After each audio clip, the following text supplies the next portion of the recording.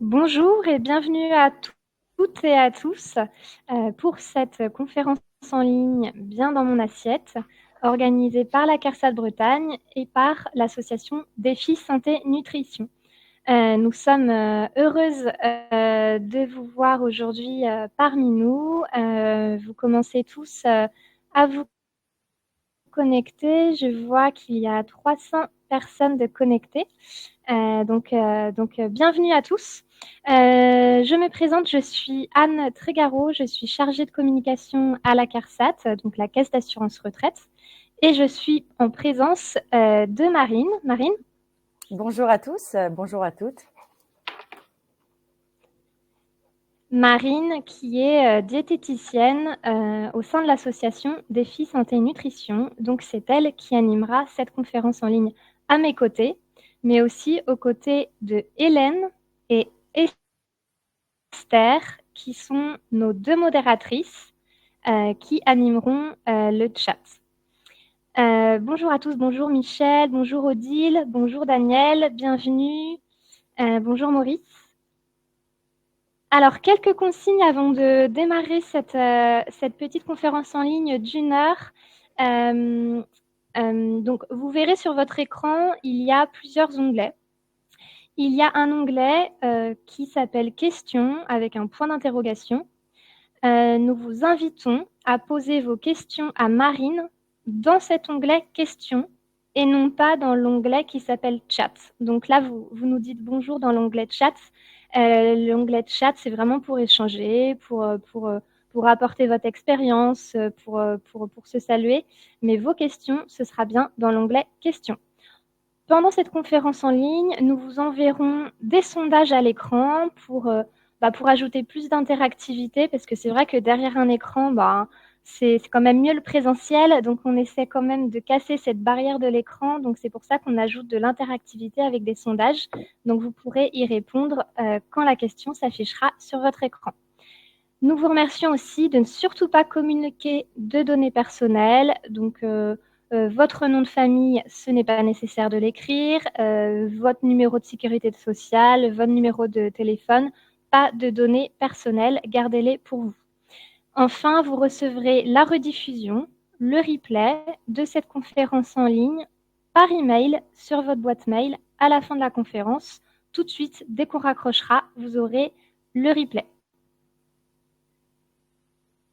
Donc la conférence, elle dure jusqu'à 15 heures. On va essayer de tenir les délais, même si Marine, elle a beaucoup de choses à vous dire.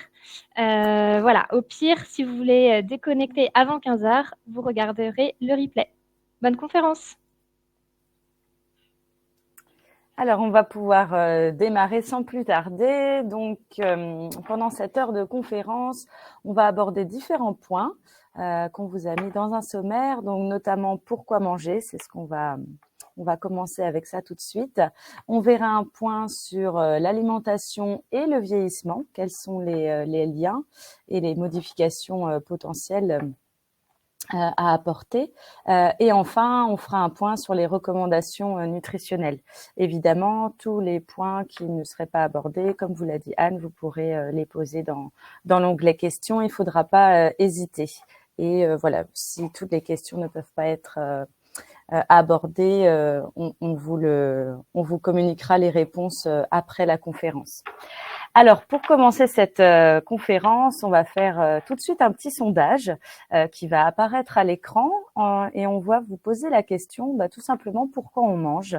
On vous a proposé donc des petites réponses pour vivre, pour avoir de l'énergie, pour être en bonne santé, par plaisir, parce que c'est l'heure, parce que je m'ennuie ou parce que j'ai faim.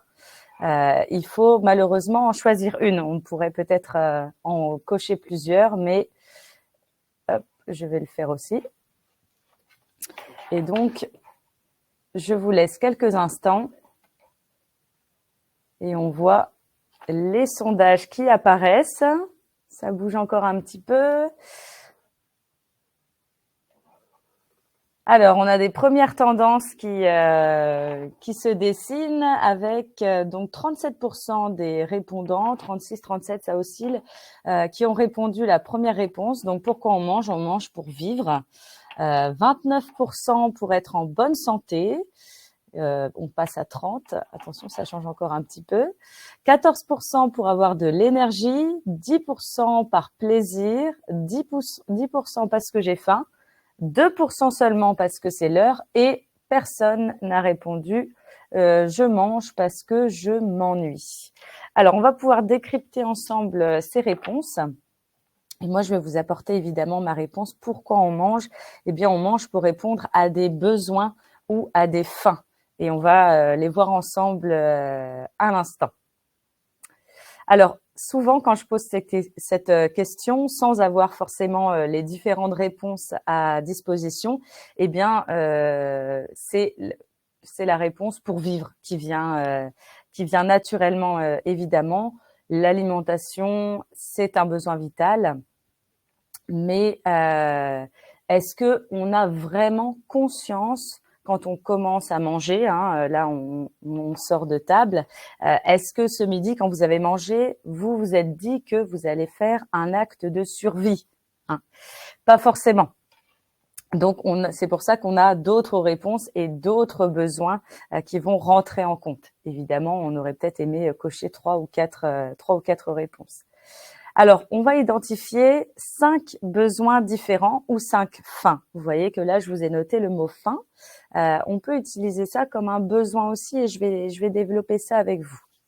Si jamais, voilà, il y a des remarques, des questions, n'hésitez pas dans l'onglet.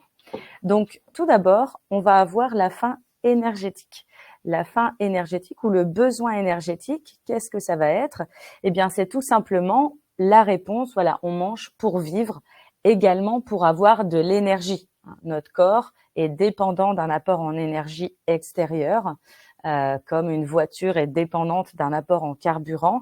Et pour cela, il va falloir se nourrir, en effet, pour faire rouler notre voiture, si on peut utiliser cette métaphore. Hein, donc, ça va être représenté tout simplement par notre besoin en calories. Hein, la faim énergétique, quelle est notre source d'énergie? Ce sont les aliments et ce sont notamment les aliments qui vont nous apporter de l'énergie sous forme de calories. Alors, quand on pense au mot calories, on pourrait tout de suite avoir en tête malheureusement, hein, souvent, oui, les calories, c'est le trop gras, c'est le trop sucré. Mais les calories, c'est simplement une unité de mesure de l'énergie, tout comme le kilomètre est une unité de mesure d'une distance, le litre, etc. Donc, c'est pas forcément quelque chose de négatif, ni quelque chose de positif, c'est simplement neutre, ça va simplement quantifier la quantité d'énergie que va m'apporter un aliment. Le besoin énergétique, il va être très individuel. Et je vous montrerai une petite slide un petit peu après. Il va dépendre de beaucoup de choses. Il va dépendre du poids, de la taille, de l'âge, du sexe et évidemment de l'activité physique. Évidemment, plus on va avoir de l'activité physique, de l'activité des mouvements, plus notre besoin en énergie va augmenter, puisque le principe est d'apporter autant d'énergie que ce que l'on dépense.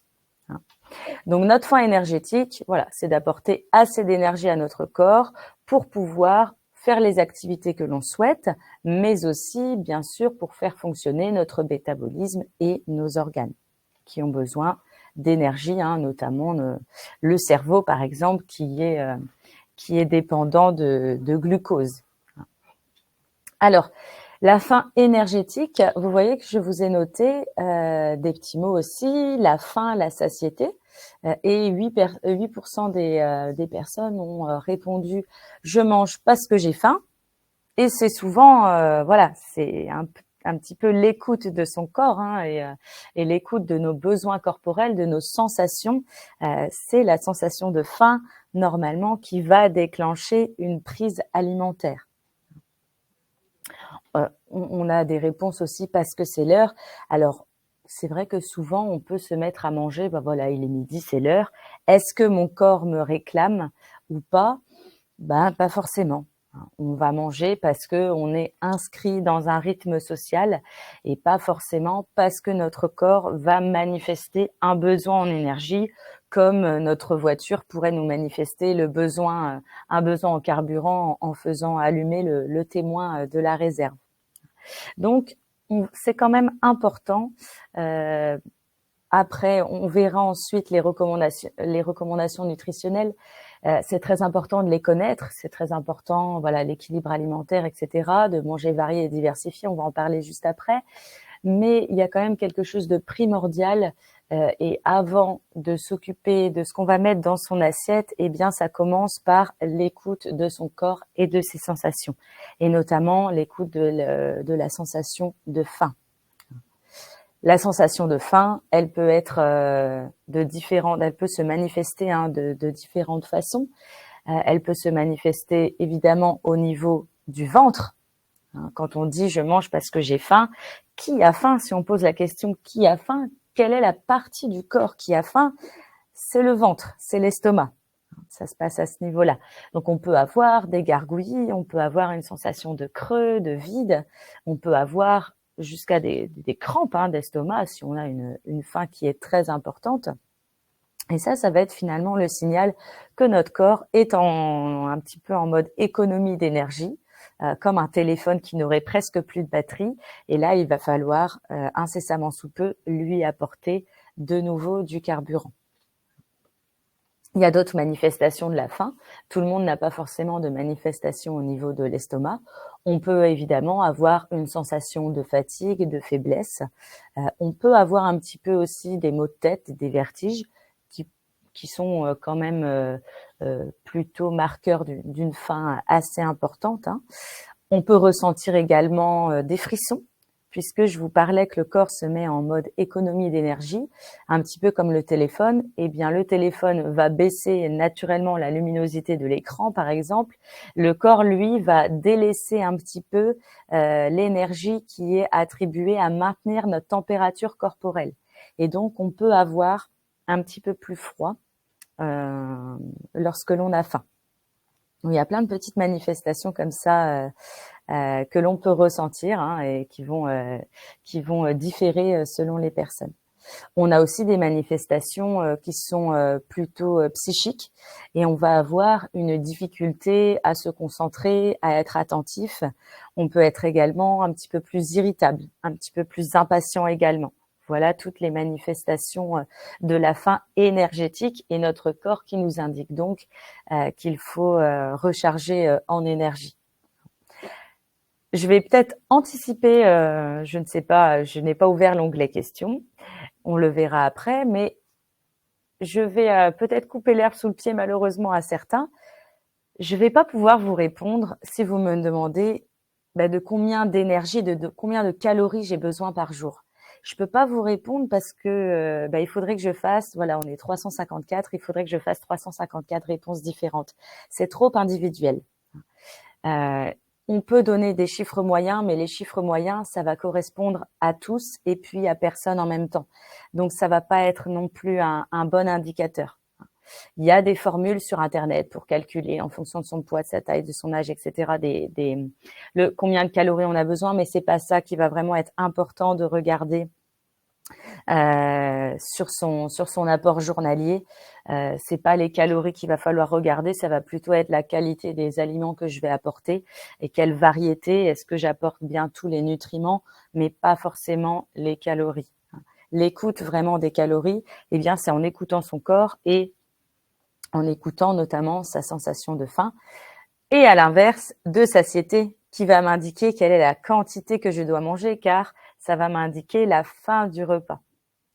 La satiété, elle est encore plus compliquée à ressentir que la faim, puisque la satiété, la définition de la satiété, c'est, alors on dit oui, c'est quand j'ai plus faim. Mais oui, mais comment on peut le savoir? Quelles sont les manifestations corporelles, physiologiques qui vont nous dire que je n'ai plus faim? Eh bien, comment ça s'explique? C'est tout simplement la diminution du plaisir alimentaire. Alors comme ça peut être un petit peu flou. pour vraiment être conscient de la diminution du plaisir alimentaire, il faut être conscient du plaisir alimentaire initial. Qu'est-ce que je vais ressentir en bouche dans les premières bouchées de mon repas? Et pour ça, être vraiment en conscience et être alerte avec son assiette. C'est pour ça que l'on déconseille évidemment de manger devant la télé ou voilà. On peut avoir la télé en fond. Ça peut être une présence. On va pas dire, je vais pas être dans l'extrême à dire non, il faut pas manger avec la télé parce que si on est seul à la maison, par exemple, eh bien, il faut entendre qu'on ait besoin peut-être d'un fond sonore pour avoir une présence. Mais en tout cas, il faut pas être plongé dans sa série préférée, dans son film préféré, ou happé trop dans un livre, ou peu importe ce qu'on serait en train de faire. Quand on mange, eh bien, quand même, on nourrit notre corps. C'est notre outil de travail. Donc, il faut quand même être un petit peu conscient de ce qu'on met dans son corps. Et donc, ressentir vraiment les goûts, le plaisir, les textures, pour voir un petit peu cette diminution petit à petit pendant le repas et de ressentir que là, oui, je suis un petit peu lassée et je vais m'arrêter là. Est-ce que j'ai besoin d'un dessert? Pas d'un dessert. Est-ce que mon corps en a besoin? Est-ce que c'est plutôt un petit plaisir, une gourmandise? Eh bien ça, après, ça va être à chacun de bien écouter son corps et puis de choisir en conscience. Alors, je vous montrerai après ce que je viens de vous dire sur la faim énergétique. Deuxième besoin, c'est la faim nutritionnelle. Parce qu'on ne peut pas simplement avoir la faim énergétique, ce n'est pas possible. Imaginez, je vous dis une bêtise, je vous dis que vous avez besoin de 2000 kilocalories par jour. Ben, je peux apporter 2000 kilocalories par jour à mon corps, mais je peux apporter 2000 kilocalories de frites ou 2000 kilocalories d'haricots verts. En soi, mon corps, il aura eu l'énergie dont il a besoin. Par contre, est-ce que j'apporte à mon corps tout ce dont il a besoin pour faire fonctionner les organes et le métabolisme? Eh bien non. C'est pour ça qu'il est important de varier et de diversifier son alimentation. Et c'est là où les recommandations nutritionnelles vont faire leur entrée pour pouvoir nourrir le corps. Et comme 28% d'entre vous ont répondu, la deuxième réponse, pour être en bonne santé, pour vraiment venir nourrir tous nos organes avec les os qui vont avoir besoin de calcium, les muscles de protéines, le cerveau de glucose, etc., etc. Donc, ça va être très important, évidemment, de se poser la question, qu'est-ce que je vais manger? Quoi manger pour répondre aux besoins de mon corps et puis pour prévenir aussi de certaines pathologies. Là, je vous ai mis également lutter contre la dénutrition. On en dira un petit mot tout à l'heure, puisqu'on est là aussi aujourd'hui dans le cadre de la Semaine nationale de la lutte contre la dénutrition. Donc, on fera un petit aparté sur cette pathologie qui gagne à être davantage connue du grand public. Donc, la faim nutritionnelle, je n'en dirai pas plus pour le moment, puisqu'on aura, ça sera vraiment le troisième point de la conférence où on abordera un petit peu plus en détail les recommandations nutritionnelles. J'en viens à ma troisième faim, mon troisième besoin. Ça va être la faim sensorielle. Alors, je ne vais pas apprendre le sens de lecture habituel. On va partir en bas à droite de l'écran avec la faim sensorielle. Et là, qui a faim? Quelle est la partie du corps qui a faim? Ce n'est pas le ventre comme la faim énergétique ou tout le corps et les organes comme la faim nutritionnelle. Ce sont nos 5 sens. Imaginez, alors là, on est derrière notre ordinateur. Imaginez, vous seriez venu me voir en présentiel, en conférence, comme on peut être un petit peu partout, moi ou d'autres opérateurs. On sort de table et puis on va à pied à notre atelier, à notre conférence. Et puis sur le chemin, je croise une boulangerie. Et je suis dans la rue et je sens les odeurs. Ça me donne envie, ça me fait saliver. Je me dis, là, ça sent, là, il y a des pâtisseries chaudes qui sortent du four ou du bon pain chaud qui sort du four. J'arrive à proximité de la boulangerie et là, je vois la vitrine et là, j'ai envie de rentrer. Pour autant, je n'ai plus faim. Je viens de manger, j'ai apporté tout ce qu'il fallait à mon corps, j'ai mangé équilibré, parfait, mais l'éclair au chocolat me fait extrêmement envie. Et là, qui a envie de cet éclair au chocolat? Bien, c'est tout simplement mon nez, ma bouche, mes yeux qui ont été stimulés. Et c'est ça qu'on appelle la gourmandise. La gourmandise, qu'est-ce que c'est? Eh bien, c'est qu'on va répondre à une envie alimentaire qui est simplement stimulée par nos sens. C'est un petit peu, comme on dit, quelle est la définition du grignotage? Le grignotage, c'est pas forcément manger entre les repas, puisqu'on peut tout à fait manger entre les repas, petit déjeuner, déjeuner, dîner, on peut inclure le goûter comme un repas. Si jamais mon corps ressent un besoin et me donne des manifestations de la faim énergétique à 10 heures par exemple, ce n'est pas un grignotage que d'aller manger quelque chose. On ne sait pas, peut-être que ce matin, j'avais pas très faim, j'ai pas beaucoup mangé, ou alors j'ai eu une mauvaise nuit, je me suis réveillée très tôt, à 6 heures du matin, j'étais debout, et bien à 10 heures, mon corps a faim. Et est-ce que c'est du grignotage? Non, si mon corps me le demande. Le grignotage, c'est vraiment une envie de manger, c'est quand je mange alors que je n'ai pas faim énergétiquement. Donc ça peut être en fin de repas, mais ça peut être à tout moment, ou simplement, voilà, je passe, on m'offre un petit chocolat qui passe. Là, j'ai envie de me faire plaisir, mais mon corps ne le demande pas forcément. Cette faim-là, elle n'est pas du tout à négliger et elle est très importante. Et c'est indispensable de garder et de maintenir le maximum de plaisir lié à l'alimentation et de faire plaisir à nos sens. Attention à ce que ça ne prenne pas le dessus non plus. Il faut un bon équilibre entre chaque besoin, mais c'est très important puisque petit à petit, en vieillissant, eh bien, on peut avoir une diminution des sens. Vous avez certainement tous en tête que en vieillissant, la vue peut baisser, l'ouïe peut baisser. Je vais schématiser, mais pour ces sens-là, c'est facile entre guillemets. Alors, il y a des pathologies où évidemment c'est pas aussi simple, mais voilà, on met des lunettes, on a un appareillage et on va pouvoir pallier à ces pertes de sens quand même assez facilement.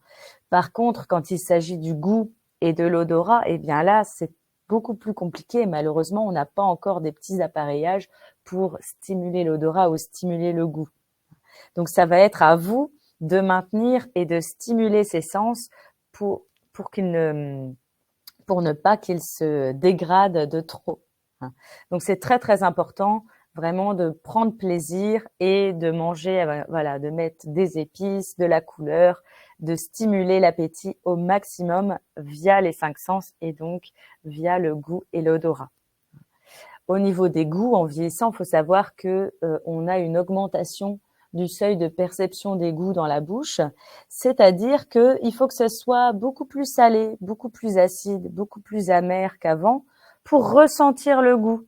Donc, on va peut-être trouver ça un petit peu plus fade, moins goûteux, et bien, ça peut jouer sur notre appétit et se dire, oui, finalement, je prends moins de plaisir à manger, mais c'est parce qu'on ressent moins aussi. D'où l'importance de stimuler ses sens. Vous voyez que j'ai fait exprès de ne pas dire le goût sucré, parce que le goût sucré, c'est le goût qui est le moins touché. Voilà la raison pour laquelle certaines personnes, alors là, pareil, je schématise, mais la plupart des personnes, en étant enfant, on est plutôt très sucré. Beaucoup, à l'âge adulte, basculent vers une appétence plutôt salée. Et par contre, en vieillissant, eh bien, on va plutôt revenir vers du sucré, on devient plus lichou. C'est parce que c'est le goût qui va être aussi le mieux perçu. Voilà pourquoi. Les deux autres fins, elles sont un petit peu plus particulières. La faim émotionnelle. La faim émotionnelle, eh bien, alors évidemment, c'était obligatoire que les pourcentages ne le montrent pas. Alors il y a eu une réponse quand même, je pense, 1% qui a mis parce que je m'ennuie. L'ennui est une émotion et des fois on va manger parce qu'on est stressé, parce qu'on n'est pas bien, on est en colère, on est triste, on a appris une très mauvaise nouvelle. Et donc, on va se rattraper, on va se réconforter dans l'alimentation. Est-ce que c'est une bonne chose de le faire ou pas? Eh bien, oui, on va pas dire il faut pas le faire parce qu'on n'est pas des robots, on est des êtres humains. Et des fois, le corps, voilà, il va prendre un raccourci et pour aller mieux, simplement quelques minutes parce que ça va pas régler notre problème, évidemment, de manger une tablette de chocolat. Eh bien, voilà. Il y a des personnes, elles vont se réfugier, eh bien, on passe le paquet de bonbons ou le paquet ou la tablette de chocolat. Est-ce que c'est grave? Non, ce n'est pas grave. Je vais pas mettre ma santé en danger. Je vais pas mettre mon poids. Je vais pas prendre du poids parce que un jour j'ai mangé une tablette de chocolat. Là où ça pourrait être plus problématique, c'est si ça se répète chaque jour et que la faim émotionnelle vienne grignoter un petit peu les autres faims et viennent prendre le pas sur les autres fins. Mais sinon, eh bien, si un jour on a besoin, eh bien, on s'autorise. Et c'est très important aussi de savoir s'autoriser. Et quand on s'autorise, eh bien, vous verrez qu'on a beaucoup moins de craquage un petit peu, parce que quand on est trop dans la restriction, dans le contrôle de nos émotions et de notre alimentation, c'est là qu'apparaissent les phénomènes de craquage. Et c'est là où après on a de gros excès et derrière l'effet de culpabiliser. Donc c'est pas du tout le but. Donc si un jour ça nous arrive, eh bien on se dit très bien, je vais me faire plaisir, je vais manger mon chocolat et puis voilà, advienne que pourra, j'en mange la quantité que j'ai envie de manger et ça va me faire plaisir et je vais prendre du bon temps et je ne vais pas culpabiliser derrière. Et de toute façon, mon corps va venir réguler. Et évidemment, au repas d'après, j'aurai très certainement moins faim parce que là, j'aurai quand même absorbé une quantité d'énergie assez importante. La dernière faim, c'est la faim de l'esprit. Je vous ai mis, ce sont les messages qui nous dirigent. Qu'est-ce que c'est les messages qui nous dirigent? Eh bien, c'est tout simplement, le parce que c'est l'heure. Je mange parce que c'est l'heure. Pas parce que mon corps me le demande, mais parce que il faut manger. Ou alors, je vais manger ça ou ça parce que je m'impose telle règle. Je vais choisir tel aliment parce que, je m'interdis d'en manger un autre. C'est tous les messages, toute la publicité, tout ce qui peut influencer notre alimentation. Ce que je suis en train de vous dire aussi qui va peut-être influencer votre alimentation. Donc ça, c'est la cinquième faim qui est un petit peu plus vicieuse, on peut dire. Et il faut être vigilant à ce que, pareil, elles ne prennent pas trop le dessus. Alors, sur chacune des faims, des petits points de vigilance. Là, je vous passe vite. Voilà. Je voulais arriver à cette diapo. Donc, attention, si on reprend un petit récapitulatif de nos 5 faims. Pour la faim énergétique, attention avec la diminution des sensations de faim qui peuvent quand même être altérées avec l'âge. On peut se sentir rassasié plus rapidement. On peut se dire qu'on en a moins besoin aussi, donc ce n'est pas forcément le cas. Donc attention à ça. On peut aussi, on peut avoir besoin de manger plus souvent dans la journée, parce que si on se sent rassasié plus rapidement, eh bien là, on va se dire, oui, mon corps, je ne vais pas forcément couvrir tous mes besoins. Donc, attention, il faut peut-être que j'augmente le nombre de prises alimentaires si je ne peux pas augmenter le volume. La faim nutritionnelle, attention à la variété et à l'équilibre des repas, bien manger diversifié et surtout, ne jamais supprimer certains groupes d'aliments, même quand on veut faire un régime, perdre du poids, etc. Et je pense notamment aux matières grasses. Ne jamais, jamais, jamais supprimer totalement les matières grasses, puisque les matières grasses ont des rôles indispensables pour notre physiologie et le bon fonctionnement de notre corps. On le reverra tout à l'heure. La faim émotionnelle, c'est de communiquer sur ses émotions, évidemment, pour pas que ça nous vienne trop, ça nous envahisse de trop. Donc, c'est très important de pouvoir communiquer et que, évidemment, on ne tombe pas dans une répétition de faim émotionnelle encore et encore. La seule émotion que l'on pourrait venir peut-être contrôler, ça serait l'ennui. Parce que quand on s'ennuie, par contre, on peut essayer de trouver d'autres activités plutôt que de manger. Mais souvent, le petit grignotage le soir devant la télé, ça peut être parce que je n'ai pas assez mangé le soir, ça peut être ça, mais ça peut être aussi parce que regarder la télé, être passif sur son canapé, c'est trop ennuyant pour certains et ils ont besoin de s'occuper les mains. Et donc, on va s'occuper les mains avec des petits bonbons, des petits gâteaux, des petites léchouseries, alors que là, c'est même pas, il y a pas vraiment lieu d'être. Donc attention à l'ennui.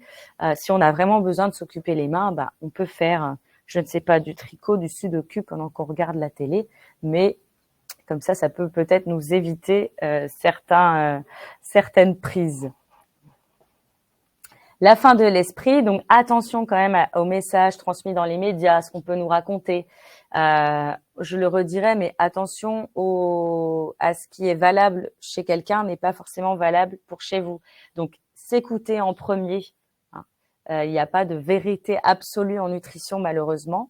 Donc, attention à ne pas tête baissée aller suivre, voilà, je ne sais pas, on dit ah oui non, moi on m'a dit qu'il fallait pas manger de ça, mais c'est pas parce que votre ami ou autre quelqu'un le fait et qui on va avoir un impact positif pour sa personne, eh bien ça va marcher pour vous. Et la faim sensorielle, évidemment, je vous ai dit, continuez à prendre plaisir à cuisiner et à manger et à donner du goût à vos aliments. Marine, merci. Oui. Je vois qu'il est 14h30. On a beaucoup de questions dans le fil. Je te propose peut-être d'en prendre une ou deux au moins pour éviter d'attendre à la fin. Très bien. Alors, pour les participants, on aura une grosse session de questions-réponses tout à l'heure, là, vers 14h45. Je vais en prendre quelques-unes, peut-être une ou deux. Alors, alors, peut-être celle de Farid. Que pensez-vous des régimes d'amaigrissement comme celui qui fait beaucoup de publicité à la télé en ce moment? Ah oui, je pense que vous allez parler de Comme j'aime. Oups, pardon, il fallait peut-être pas que je le dise, mais je l'ai dit. Alors, il faut savoir que c'est prouvé, l'ANSES a prouvé que 9 régimes sur 10 ne fonctionnaient pas à long terme. Donc, attention à ces régimes qui sont trop restrictifs et surtout, celui-là, évidemment, de recevoir ces repas tout faits en barquette, déjà on est trop restrictif, ça manque de goût, ça n'autonomise pas non plus. On va perdre du poids, c'est sûr, on va perdre du poids parce qu'on mange pas grand-chose, mais attention aux carences derrière. Et puis après, une fois qu'on on arrête de prendre ces box repas et qu'on se remet à cuisiner, on va peut-être repartir dans nos anciennes méthodes de cuisiner et dans notre ancien mode d'alimentation. Et donc, on va évidemment reprendre du poids.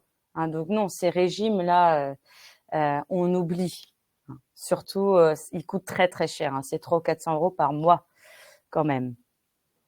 Il y a eu des études qui ont été faites sur ce régime en particulier. En plus, il y a une personne qui l'a testé, elle était carencée à la fin. Et puis là, le corps, il va se mettre en restriction, le cerveau va se mettre en restriction. Donc, chaque calorie ingérée, il va la garder au maximum, il va la stocker parce qu'il se dit, oh là là, on m'en apporte pas du tout assez. Donc, voilà, et puis, à un moment donné, on va en avoir marre, on va craquer. Et puis, là, après, le corps, là, il se fait un malin plaisir au moindre craquage, à venir tout stocker puisqu'il a tellement été privé que là, après, on paye 2 fois plus cher. Donc, les régimes, non, c'est une perte de poids, ça se fait sur le long terme avec un tout petit déficit calorique pour vraiment ne pas choquer le corps aussi. Perdre du poids rapidement, ça peut être très délétère et on va en parler aussi avec la dénutrition.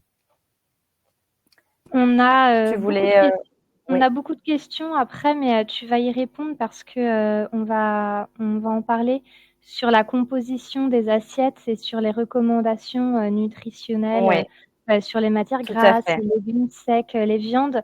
Donc, je vois qu'il y a beaucoup de questions sur ce sujet. Marine va y répondre tout à l'heure dans le cadre de sa présentation. Je te laisse continuer, Marine. Alors, une petite question. Est-ce qu'on doit moins manger en vieillissant? Vous allez avoir le sondage qui va apparaître. Et là, on clique simplement oui ou non. J'ai déjà donné plus ou moins des petits éléments de réponse, mais on va voir les tendances qui se dégagent.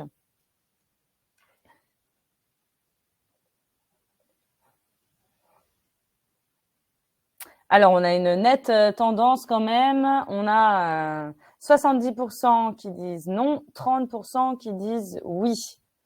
Alors, moi, je vais vous répondre. La réponse, c'est non, on ne doit pas moins manger en vieillissant. Je vais vous expliquer pourquoi. Là, je vous ai mis la dépense énergétique d'un jeune adulte versus une personne de 65 ans. On a le métabolisme de base, c'est l'énergie dont le corps a besoin pour fonctionner au repos, faire fonctionner les organes. Vous voyez que par rapport au jeune adulte, le métabolisme va légèrement diminuer. Donc oui, on a moins besoin d'énergie en vieillissant pour faire fonctionner le métabolisme de base. Après, on a ce qu'on appelle la thermogénèse alimentaire. Là, c'est l'énergie dont le corps a besoin pour métaboliser les nutriments et tout ce qui est lié à la digestion. Ça ne bouge pas. Et on a la partie jaune, ce sont les dépenses liées à l'activité physique.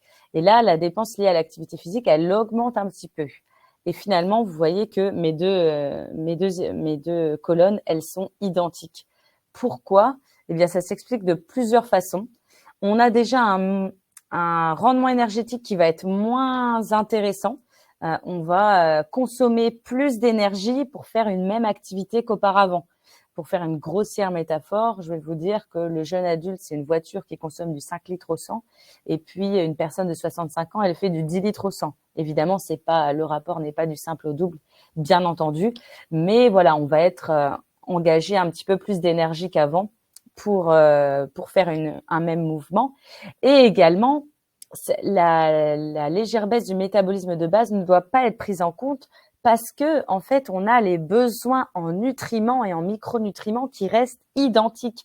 Et même certains besoins en nutriments qui vont être augmentés, comme les protéines. Donc, pour ça, il faut absolument que je maintienne la même quantité d'énergie apportée pour pouvoir couvrir tous mes besoins en nutriments et pouvoir continuer à nourrir tous mes organes. Et si je veux pallier un petit peu à ça, l'idéal, c'est de faire de l'activité physique et d'augmenter son activité physique pour quand même pouvoir couvrir tous les besoins en nutriments sans avoir de surplus énergétique, si on peut dire ça comme ça. Mais en tout cas, voilà, il ne faut pas se dire, voilà, je me dépense moins, donc je mange moins. Donc non, parce qu'il faut quand même couvrir absolument les besoins en nutriments pour vraiment prévenir de certaines maladies. On a des grands enjeux dans l'alimentation et le vieillissement. On a une question, Marine, j'en profite. Qu'est-ce qu'un Oui. nutriment? Qu'est-ce qu'un nutriment de Armelle? Alors, les nutriments, ça va être le résultat de la digestion de vos aliments. On mange des aliments et après, une fois que tout le processus de digestion s'est déroulé, eh bien, dans les intestins, on va absorber donc les nutriments résiduels. C'est les protéines, les lipides, les glucides, les vitamines, les minéraux, les fibres et l'eau. Voilà les 7 familles de nutriments dont le corps a besoin. On a après des nutriments qui nous apportent l'énergie, les calories, les protéines, les lipides et les glucides.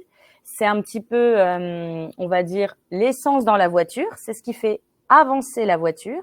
Et après, on a les nutriments qui sont non énergétiques. Ça nous apporte pas d'énergie, donc pas de calories. Mais c'est tout ce qui est l'huile pour le moteur, le liquide de refroidissement. Donc, ça va pas faire rouler la voiture, mais sans ça, le moteur, il démarre pas. Donc, il nous faut absolument les deux. Et donc, c'est les vitamines, les minéraux, les fibres et l'eau qui ne nous apportent pas d'énergie, pas de calories, mais qui sont indispensables évidemment à la vie et à la bonne santé. Alors, on va poursuivre. On va poursuivre avec un petit point sur les modifications physiologiques dans le corps. Qu'est-ce qui se passe dans le corps quand on vieillit? Je vais vous les afficher tout de suite. Il y a plein de choses qui se passent. La composition corporelle va se modifier. On va avoir naturellement, c'est naturel, c'est le corps qui évolue. C'est le corps qui change, comme le corps a changé à l'adolescence, pendant les grossesses. Et là, le corps change aussi en vieillissant. La masse grasse va augmenter naturellement. La masse maigre, donc les muscles et la teneur en eau va diminuer. ainsi que la masse osseuse. Ça va diminuer également en vieillissant. On va avoir une augmentation du cholestérol, de la tension artérielle. Attention, je ne dis pas qu'on est en hypertension ou en hypercholestérolémie, mais ce sont des constantes physiologiques qui ont tendance à augmenter avec l'âge. Pareil, on peut avoir des troubles de la glycémie. La glycémie, donc le taux de sucre dans le sang, va être moins bien régulé. Et comme je vous le disais un petit peu avant, on a les sens, les 5 sens évidemment qui sont diminués, qui sont altérés, et on peut avoir une diminution physiologique également de l'appétit. Donc ce qui peut être trompeur, je ressens moins d'appétit, donc je me dis j'ai moins besoin, mais non, les besoins ils sont là, ils sont présents. Donc des fois ça peut être un petit peu trompeur d'écouter notre appétit. Donc si on a un petit appétit, parfois il faut augmenter, comme je le disais, ses prises alimentaires. Donc, tout ça va emmener à des besoins alimentaires spécifiques, évidemment, liés au vieillissement. On a d'autres facteurs aussi. On peut avoir, évidemment, la ménopause et l'andropause aussi chez les hommes, avec la diminution des hormones sexuelles qui vont opérer aussi des modifications dans le métabolisme et qui peuvent aussi faire varier les compositions corporelles et le poids. On peut avoir un dérèglement des hormones thyroïdiennes également. Et puis, tout ça couplé, évidemment, le passage à la retraite, on peut avoir une diminution de l'activité physique dans un premier temps, le temps de retrouver ses repères et ses marques et comment on va organiser son quotidien. Une augmentation de la prise alimentaire parce que on a le temps de cuisiner, voilà. Et donc, tout ça, il faut se laisser le temps. Lors du passage à la retraite, c'est vraiment, voilà, on se précipite pas. Il faut trouver ses marques, trouver comment on va organiser, quelles activités on va faire, trouver son rythme, peut-être un nouveau rythme aussi au niveau des repas, en fonction si on avait un travail avec horaire décalé ou autre. Donc tout ça, il faut laisser le temps au corps et à soi de s'habituer à ce nouveau mode de vie. Tout ça fait que on peut avoir une perte, une diminution de la masse musculaire qui va être présente, une prise de masse grasse et qui peut emmener du coup à une prise de poids. C'est tout à fait normal. On peut avoir une prise de poids de 600 grammes jusqu'à 5 kilos de façon physiologique lors des phénomènes de ménopause et d'andropause.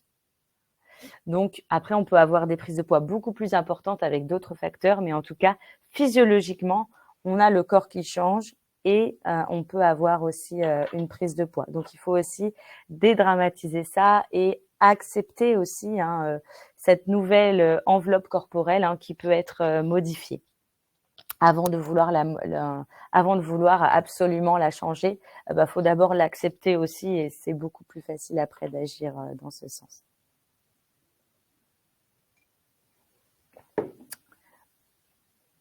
Alors, hop, là, je vais passer, voilà, je vous mets ça directement. Donc, ça va nous amener à des besoins alimentaires qui vont être spécifiques pour préserver notre masse musculaire, pour limiter cette diminution de masse musculaire liée au vieillissement, pour éviter les maladies cardiovasculaires qui sont un grand enjeu évidemment en santé, contrôler cette prise de poids liée évidemment à la ménopause potentiellement et prévenir aussi de l'ostéoporose qui est une pathologie qui touche quand même beaucoup. Évidemment, tout ça est couplé avec tous les facteurs qui vont influencer notre alimentation, les possibilités d'approvisionnement, les habitudes alimentaires, notre culture, la saison, le prix, l'inflation, voilà, les enjeux de société aussi, notre humeur. Il y a plein de facteurs qui vont s'ajouter à ça et donc ça peut être compliqué aussi de s'y retrouver. Donc voilà, ce que je disais, comment conjuguer tout ça ensemble. Alors, on va faire un petit focus quand même sur la baisse d'appétit. Et alors, je ne sais plus si on a mis une… non, on n'avait pas mis. Le risque majeur en santé en vieillissant, c'est vraiment la dénutrition. Et donc, c'est pour ça qu'il existe la Semaine nationale de lutte contre la dénutrition. Qu'est-ce que c'est la dénutrition ? Je me semble qu'on vous avait posé une question. Je regarde. Ah oui, voilà. On va passer tout de suite à ça. Est-ce que vous connaissez la dénutrition ? On va vous mettre le sondage.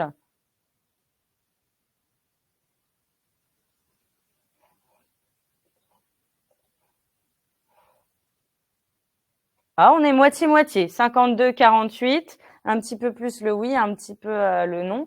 La dénutrition, qu'est-ce que c'est? Alors, vous voyez, c'est la cause de 40% des hospitalisations des personnes âgées. Donc, c'est vrai que la dénutrition, ça touche plutôt à partir de 75 ans.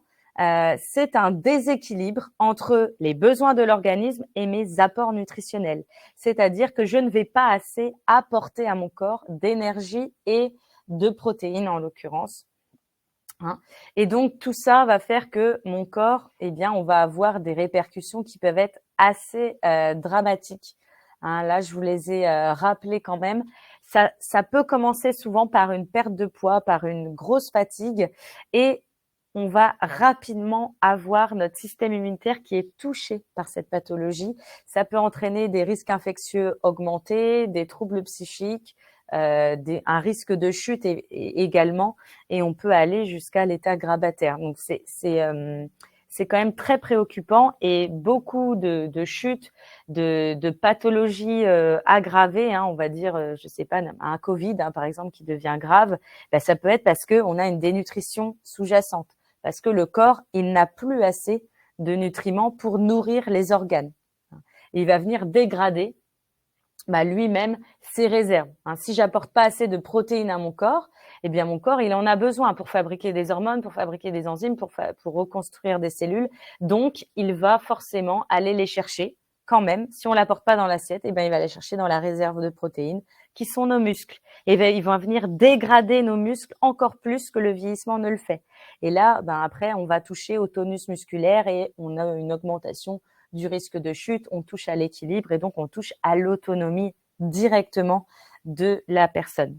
Donc il faut être très vigilant, et c'est pour ça qu'il faut mettre en place dès 60 ans, dès 65 ans, des gestes pour prévenir de cette pathologie. Attention, alors vous retrouverez après dans les ressources un journal de pesée. C'est très important de surveiller, et une perte de poids peut être vraiment délétère pour la santé après 70 ans. Vraiment, vraiment, vraiment. Et surtout si on fait les régimes à la télé. En fait, la masse, c'est pas la masse grasse que l'on va perdre au début, c'est la masse musculaire. Et là, ça peut devenir très grave. Et ça peut rapidement être important. Donc, il faut être très, très vigilant à la perte de poids en vieillissant. Même si on veut faire des régimes, il faut que ça soit vraiment très encadré et veiller à ses apports. Quels sont les signes d'alerte de la dénutrition? Une perte d'appétit, vraiment une diminution de l'appétit assez significative, une diminution du coup des apports alimentaires, par rapport à d'habitude, un ralentissement des activités, on a moins envie de sortir, de marcher, une personne qui va se replier sur soi, et donc une perte de poids. Et vous voyez, je vous ai mis le chiffre, une perte de poids de 3 kilos en un mois est considérée comme un critère diagnostic de dénutrition. Si c'est lié à une diminution des apports alimentaires, on est bon, on peut avoir une dénutrition. Donc il faut vraiment être très vigilant là-dessus. Marine, j'ai une question qui pourrait peut-être rebondir sur la dénutrition. C'est un peu Oui. à la mode en ce moment. C'est Anne-Claire, en fait, qui nous demande: que penses-tu du jeûne intermittent? Alors, le jeûne intermittent, en effet, c'est très à la mode. Il faut être très vigilant par rapport à ça. Parce que si je viens me supprimer un repas, après, je prends le risque de ne pas couvrir mes besoins sur 2 repas dans la journée, par exemple. Donc, il faut vraiment être très vigilant. Il y a beaucoup de personnes qui font du jeûne intermittent sans s'en rendre compte, sans même connaître ce mot. C'est les personnes, par exemple, qui ne ressentent pas la sensation de faim le matin. Et on a tout à fait le droit, des fois, notre corps se réveille, on se réveille, on n'a pas faim. On boit un café, un thé, et puis après, on commence notre journée, et puis la faim se débloque un petit peu plus tard dans la matinée. Là, c'est du jeûne intermittent, puisqu'on n'a pas, on n'a pas mangé depuis la veille au soir. Mais il faut être quand même très vigilant. Il faut savoir que un des signes d'alerte aussi de dénutrition, c'est quand le jeûne nocturne, donc le repas, donc la période entre le repas du soir et la première prise alimentaire de la journée, donc le matin en l'occurrence, dépasse 12 heures. quand on a plus de 12 heures entre entre sa dernière prise alimentaire de la veille et sa première prise alimentaire du lendemain, eh bien, on peut mettre à mal notre métabolisme. Hein. Donc, il faut être vraiment très, très vigilant avec toutes ces modes.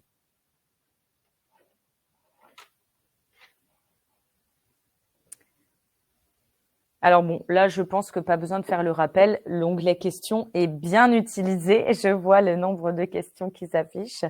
Donc, n'hésitez pas hein, après à rebondir et voilà, on vous fera un retour parce qu'on ne pourra pas tout voir aujourd'hui, malheureusement. En tout cas, répondre à toutes vos questions. Alors, un petit sondage. Justement, là, on aborde notre troisième point, les recommandations nutritionnelles. À votre avis, est-ce qu'une soupe et un yaourt suffisent au dîner?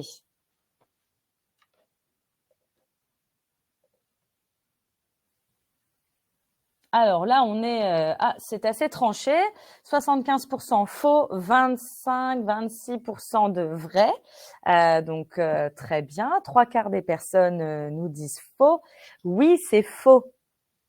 C'est archi faux. Pourquoi c'est archi faux? Parce que là, on ne va pas du tout couvrir et apporter ce dont le corps a besoin.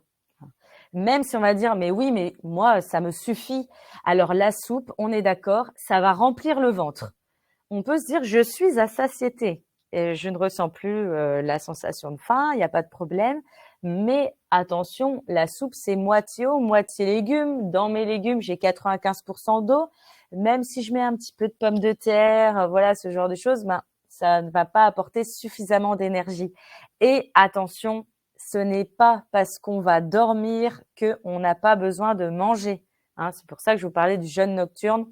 C'est la nuit que le corps a besoin également d'énergie puisque le corps va venir régénérer ses cellules, renforcer le système immunitaire, trier toutes les informations. Le cerveau a besoin d'énormément d'énergie la nuit pour inscrire tous les événements vus dans la journée dans les différentes mémoires. Donc, on a vraiment, vraiment, vraiment besoin, toutes les régulations hormonales, enfin, j'en passe. Pardon, excusez-moi. Donc, on a vraiment besoin d'énergie la nuit. Hein, même si le corps est au repos, il n'y a pas de dépense d'activité physique, le métabolisme, lui, il fonctionne et il fonctionne très vite. Excusez-moi, je suis un petit peu malade. Donc là, il va nous manquer des choses essentielles. Ça arrive à la fin. Dommage. Il va nous manquer une source de protéines et une source d'énergie. Donc, une source d'énergie, des féculents, hein, des pommes de terre, du pain, des pâtes, du riz, de la semoule, mais il nous faut aussi une source de protéines. En vieillissant, le besoin en protéines est augmenté. Ça, vraiment, c'est quelque chose qu'il faut retenir. On a besoin d'apporter des protéines, on va dire, au minimum 1,5 fois par jour. Excusez-moi, vraiment. Donc, on va avoir, par exemple, une portion le midi, une part donc de viande, de poisson ou d'œuf, par exemple, également de protéines végétales, on va en parler après. Donc, 100 à 125 grammes ou 2 œufs ou 2 tranches de jambon. Et le soir, il faut absolument apporter au moins une demi-portion, voire une portion complète. Une portion complète, c'est indispensable à partir de 75 ans. Par contre, avant, au moins une demi-portion. Donc, une tranche de jambon, un œuf, ça peut être pas forcément manger un œuf dur, hein. Tout simplement, si on a mangé, je ne sais pas, dans un phare, dans un cake, dans des quiches, peu importe, on peut apporter un complément protéiné le soir. Voilà, je fais passer ma quinte de tout, ça va bien se passer. Donc, c'est vraiment très, très important. On peut apporter aussi des protéines végétales. Hein, donc, les protéines végétales comme les légumes secs, donc les lentilles, les flageolets, les pois cassés, les pois chiches, les haricots blancs, rouges, etc. Le quinoa, le sarrasin également apportent des protéines végétales et ça peut complètement faire partie de l'apport protéiné. La recommandation sur les légumes secs, c'est d'aller vers en tout cas 2 fois par semaine. Alors, pas de pas de, comment dire, pas de culpabilité si on se dit oh là là, j'en mange 2 fois par an quand je mange un cassoulet. Hein. Le but, c'est d'aller vers. Donc, on peut tranquillement se dire bah, j'en mange 1 fois par mois. Je trouve des recettes qui me plaisent. Et puis, bien comme ça, je vais m'habituer à en consommer et petit à petit augmenter dans mon alimentation. Les légumes secs, c'est vraiment des super aliments puisque ça m'apporte des protéines comme de la viande, du poisson ou des œufs. Ça m'apporte des fibres indispensables aussi comme des fruits et des légumes et ça m'apporte de l'énergie comme des féculents. Donc, c'est vraiment très intéressant à consommer. Je reviens sur ma viande, mon poisson et mon œuf. Alors, vous aurez les diapositives de toute façon, donc vous aurez le contenu. Malheureusement, là, on ne va pas pouvoir tout détailler. Mais voilà, je vous ai mis le détail des recommandations nutritionnelles. Donc, limiter la viande donc hors volaille à 500 grammes par semaine. Donc, ça fait entre 4 et 5 fois si on se base sur 100 grammes, 100 ou 120 grammes de viande. Il y a le porc également qui est compté dans la viande. 2 fois du poisson, dont 1 fois du poisson gras, idéalement, pour nous apporter des oméga 3 qui sont également indispensables. Donc, les poissons gras, je rappelle, le thon, sauf le thon en boîte, il est dégraissé. Tout ce qui est maquereau, sardines, là en boîte, ça marche. Hareng, anchois, saumon, truite, tout ça, ce sont des poissons gras. Et c'est vraiment très, très intéressant à consommer pour l'apport en oméga 3 et également l'apport en protéines. Les charcuteries qui nous apportent des protéines, mais également quand même pas mal de graisses saturées et de sel. Donc voilà, on a une limitation à 150 grammes par semaine. On enlève le jambon blanc parce que le jambon blanc, c'est peu gras. Ça apporte du sel quand même, mais ça peut quand même être un bon apport protéiné. C'est facile à manger une tranche de jambon le soir, par exemple. Alors, autre sondage, est-ce que je dois supprimer les œufs et le beurre en cas de cholestérol ?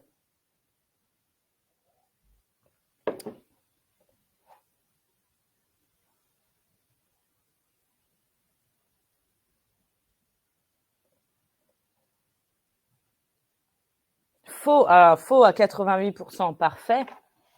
Alors non, évidemment. Vous avez vu que sur la diapo précédente, j'ai pas mis tant d'œufs par semaine parce qu'il n'y a pas de recommandation sur les œufs. Il y a du cholestérol alimentaire dans les œufs, mais le cholestérol alimentaire ne fait pas élever le cholestérol sanguin.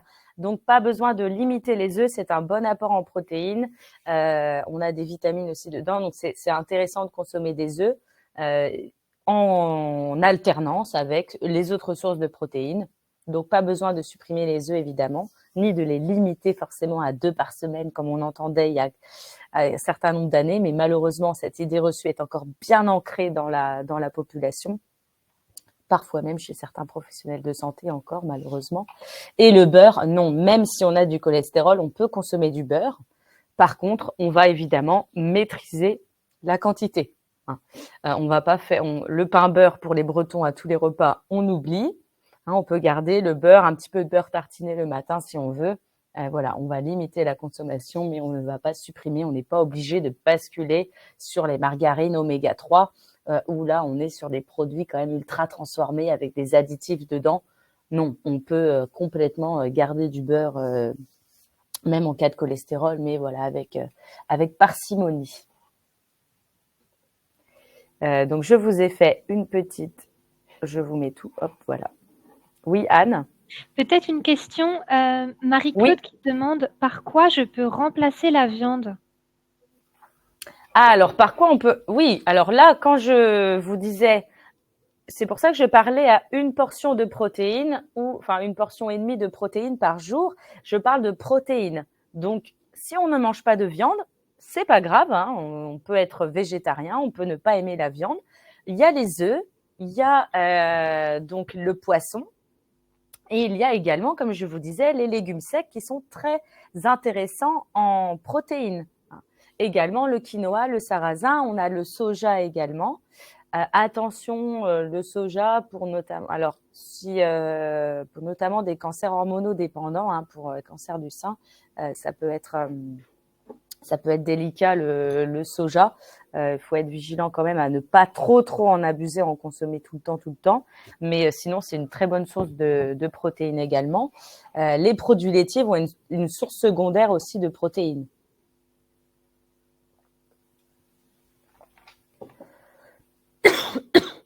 On a une question sur les haricots mungo. C'est les petits fils, c'est ça? Est-ce que ce sont des féculents marines? Non, alors, souvent, oui, les pousses de haricots Des mungo, on légumes voit ça. secs, pardon, c'était des légumes secs. La question de Nadine, c'est les haricots mango sont-ils des légumes secs? Alors, excusez-moi. Les pousses de haricots mungo, non. On vend ça comme les pousses de soja, là, en conserve. Mais par contre, si on mange le haricot mungo, le grain, comme on mangerait un coco de paimpol, oui, c'est un légume sec. Mais sinon, si on prend les petites pousses, là, non. C'est le germe, en fait. Donc voilà, donc il y a plein de choses pour remplacer la viande, hein. Donc comme je le disais, les produits laitiers sont une source secondaire de protéines qui peuvent venir vraiment bien compléter. Également, tout ce qui est fruits oléagineux. On appelle aussi les fruits à coque, donc tout ce qui est noix, noisettes, amandes, pistaches, arachides, enfin cacahuètes, noix de cajou, tout ça peuvent aussi contribuer à apporter des protéines. Mais en tout cas, pour revenir, la soupe et le yaourt, les protéines de mon yaourt ne vont pas être suffisantes. Je suis désolée. Même si on remplace par exemple le yaourt par une portion de fromage, le fromage, même s'il va être plus riche en protéines, ce n'est pas suffisant à faire une vraie une demi-portion de protéines le soir, hein. Il faut vraiment un petit complément. Vous pouvez lier votre soupe avec des légumes secs, faire des soupes de lentilles corail, des soupes de pois cassés par exemple, hein, sans forcément manger de la viande. On ne demande pas du tout de manger un steak haché ou un steak saignant le soir, hein, loin de là. Rien que d'utiliser un petit peu de thon en boîte dans une préparation, ça peut être bon. Pas besoin d'aller non plus débourser énormément, hein. On peut faire des choses très simples, très rapides, sans faire de grande cuisine. Donc, je vous ai mis les recommandations sur les matières grasses. Donc, la recommandation, c'est en quantité recommandée, de qualité et vraiment d'aller vers de l'huile de colza et de noix pour l'assaisonnement, donc en vinaigrette, parce que ce sont les autres sources d'oméga 3 avec les poissons gras.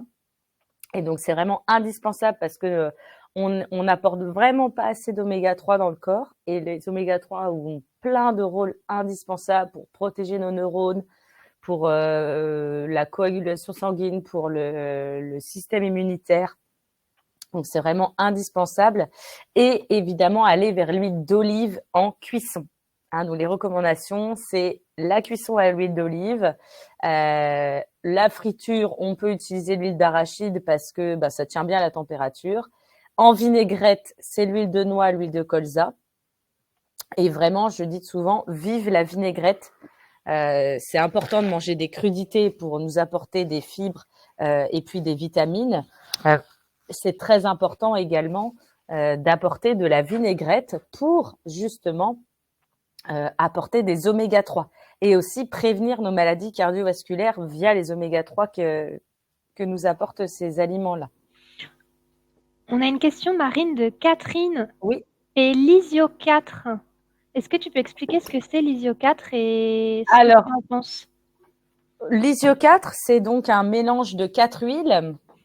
Souvent, en effet, on a des bases d'huile de colza, c'est mélangé à du tournesol. Souvent, quand même, alors je sais que tout le monde ne peut pas. L'idéal, je vous dirais, c'est d'avoir une bouteille d'huile d'olive chez soi et vraiment une bouteille d'huile de colza. Le colza coûte moins cher que la noix, hein, et rancit moins vite, donc va durer plus longtemps. En fait, souvent, les isio 4, c'est pas forcément des huiles qui sont extraites à froid. Ça va être des huiles qui vont être plutôt raffinées. Donc, parfois, les oméga 3, ils peuvent être dénaturés. Donc, au niveau qualité des huiles, moi, je recommande pas trop. Après, on peut, si on aime utiliser cette huile-là, on l'utilise évidemment, hein, mais voilà, vaut mieux avoir 2 petites bouteilles d'huile dans son, même si j'ai bien conscience, malheureusement, qu'on a eu une belle augmentation, une énorme augmentation sur les huiles, notamment sur l'huile d'olive, hein, avec l'inflation. On a eu plusieurs questions, pardon mesdames, il y a tellement de questions. De toute façon, les questions, Marine, je vais toutes lui transmettre les questions et on Oui, fera une page de foire et questions avec toutes les questions et elle écrira les réponses et vous recevrez ça par email dans les prochains jours. Donc j'en prends quelques-unes à la volée.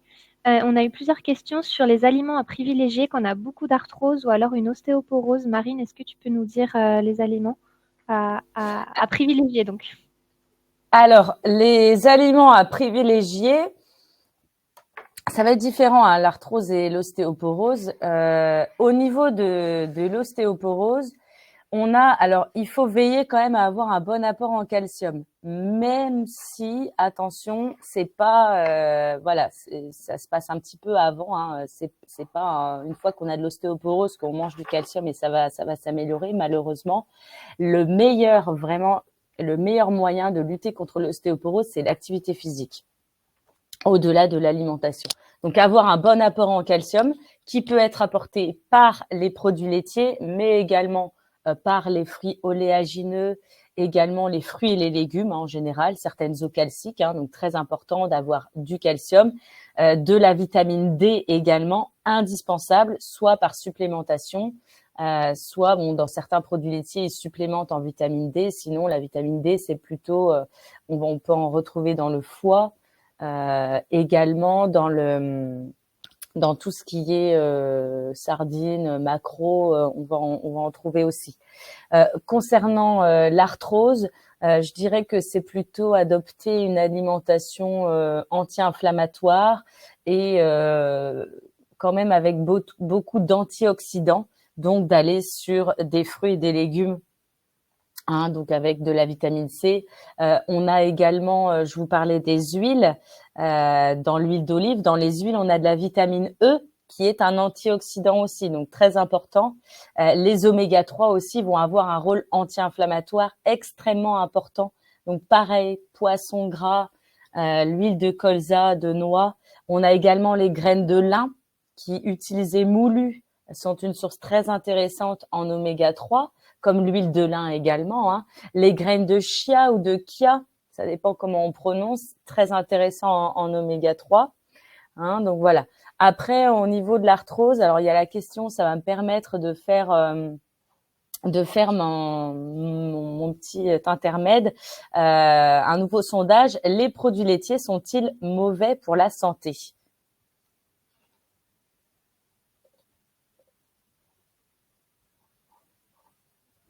Alors, on est à 90%, 85% faux, 15-16% de vrai. Alors, c'est là où je vous disais, ça augmente même, 83% faux, 17% vrai. On ne peut pas dire que les produits laitiers sont mauvais pour la santé. C'est ce que je vous disais au tout début de la conférence, où attention aux messages qui sont transmis. C'est pas parce que quelqu'un ressent des effets négatifs à consommer des produits laitiers que c'est négatif pour tout le monde. Donc, il faut vraiment tester. Il est vrai que certaines personnes, ça n'a pas été appuyé par des études scientifiques fiables. Hein, je dis bien fiables parce que c'est une étude scientifique, on peut faire dire tout et n'importe quoi à une étude. Il faut vraiment un regroupement d'études, des méta-analyses pour vraiment appuyer. Ça n'a pas été prouvé, le lien produits laitiers et aggravation d'arthrose. Mais on ne peut pas enlever que certaines personnes nous disent que moi, j'ai arrêté les produits laitiers et je me sens mieux avec mon arthrose, j'ai moins de douleur, j'ai regagné un petit peu de mobilité. Ces personnes-là, on ne peut pas leur dire non, c'est faux. Ça n'a pas été prouvé par les études scientifiques. Donc, si cette personne a constaté ça, eh bien, c'est formidable parce qu'on lui demande, enfin, nous, tout ce qu'on souhaite, c'est que elle aille mieux, hein, et qu'on va avoir moins de douleur, etc. Donc, c'est vrai que chez certaines personnes, les produits laitiers ont un effet pro-inflammatoire. Ce n'est pas le cas chez tout le monde. Il y a différents processus, il y a la qualité aussi. Certains vont ressentir davantage avec les produits laitiers de vache et un petit peu moins sur brebis et chèvre. D'autres, ça va être même combat, que ce soit produits laitiers de vache, de chèvre, de brebis, ça va pas passer. Donc, il faut vraiment faire sa propre expérience sur ces aliments-là. On a aussi, voilà, la question, c'est pas le lait, on en a toujours consommé. Alors, on peut dire, en France, il y a le lobby du lait qui est très, très important, évidemment. Par contre, pourquoi il y a la recommandation de santé de consommer des produits laitiers? Parce que le but des recommandations de santé, c'est que la majorité de la population puisse couvrir ses besoins nutritionnels. Donc, pour ce faire, il faut avoir des recommandations qui sont simples et accessibles à tous. Le meilleur moyen de couvrir son besoin en calcium, c'est de consommer des produits laitiers. On peut y arriver sans consommer des produits laitiers, mais en tout cas, la façon la plus simple et rapide, c'est les produits laitiers parce que ce sont les meilleures sources. On pourra dire, oui, mais non, c'est faux, il y a des sources plus intéressantes en calcium. Vous pourrez me sortir que le persil, par exemple, est plus riche en calcium qu'un yaourt. Je vais vous dire, oh, oui, c'est vrai, aux 100 grammes. Il faut pas oublier de rapporter à la portion consommée. Jamais vous allez manger 125 grammes de persil d'un coup. Alors qu'un yaourt, vous allez manger votre yaourt qui fait 125 grammes. Donc, c'est ça aussi qu'il faut remettre en contexte. Donc, si jamais on ne souhaite pas consommer des produits laitiers, eh bien, on n'en consomme pas. Si vous avez vraiment, et j'insiste sur le vraiment, testé de les enlever et que vous voyez une amélioration au niveau de votre arthrose, au niveau, peu importe, au niveau digestif, parce qu'il y a beaucoup de personnes qui ne digèrent pas les produits laitiers et ça, c'est normal, ça remonte du temps de la préhistoire. Au temps où on était chasseurs-cueilleurs ou éleveurs, voilà, il y a eu les populations éleveurs ont eu des mutations génétiques pour digérer le lait à l'âge adulte, parce qu'à la base, en effet, on est des mammifères et donc une fois qu'on est sevré, eh ben on digère plus le lait. Donc on peut dire ça aussi, oui, mais c'est pas possible. On consomme du lait. On consomme le lait d'un autre mammifère, mais en fait, on consomme de tout. On est les êtres vivants qui ont l'alimentation la plus variée, la plus diversifiée. Et moi, en tout cas, je ne trouve pas ça plus aberrant de manger un produit bourré d'additifs que un produit du lait qui est plutôt naturel, même si on pourrait aussi débattre de ce sujet et qu'il y a potentiellement, voilà, avec les élevages intensifs, etc., on dit, voilà, des fois, il y a les antibiotiques, il y a les traitements qu'on va donner aux vaches qui vont pouvoir potentiellement se retrouver dans le lait et faire du mal aussi. Peut-être. Je peux pas vous apporter de réponse claire, mais en tout cas, ce que je peux vous dire, c'est que faites l'expérience, mais n'arrêtez pas juste parce qu'on vous a dit que c'était pas bon. Il faut vraiment que vous puissiez observer de vous-même un impact positif ou négatif avec ces aliments-là. Alors, je vois, Anne, que tu m'as mis une question. Que pensez-vous des produits au soja?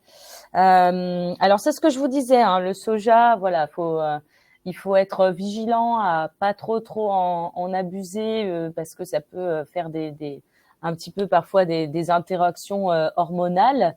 Il faut être vigilant aussi sur les produits au soja parce que il y a bon nombre de produits où ce sont des produits ultra transformés. On va vouloir recréer des saucisses au soja, des steaks de soja. Attention, souvent, il y a des additifs, donc ou des ingrédients inconnus.